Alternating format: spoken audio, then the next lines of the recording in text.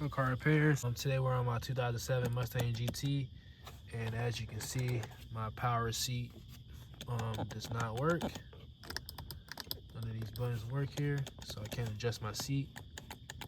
So what you want to do is come under the hood, and you want to lift up fuse box tab here. It's gonna pop up. There's a tab on the back too. So once you get that, you can see the fuse diagram here. So fuse 14 is for the power seat on the driver's side, and fuse 15 is the power seat if you have a power seat on the passenger side.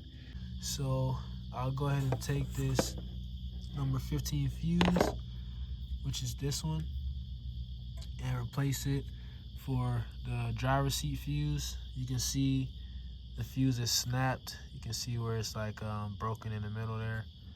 And of course the passenger seat one is still fully intact. So I'm gonna go ahead and pull this fuse out and replace it with the passenger seat power fuse, and the seat should work.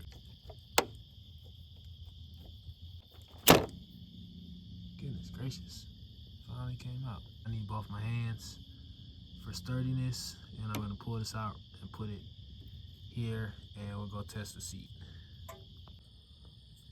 All right, so this is a good fuse is pulled.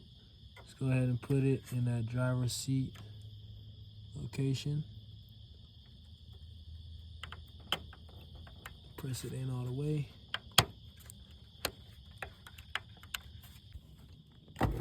Yeah, we have power to the seat now.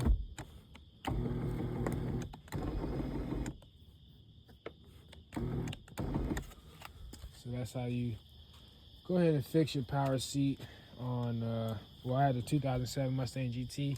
I'm assuming it'll be the same on the 05 to 09 models, and probably even later and earlier models. So remember, take out that number 15 fuse, replace it for the number 14 fuse, which is the driver's seat power fuse, and you'll be done with the job. Slow Car Repair, Slow Car Garage. Peace out.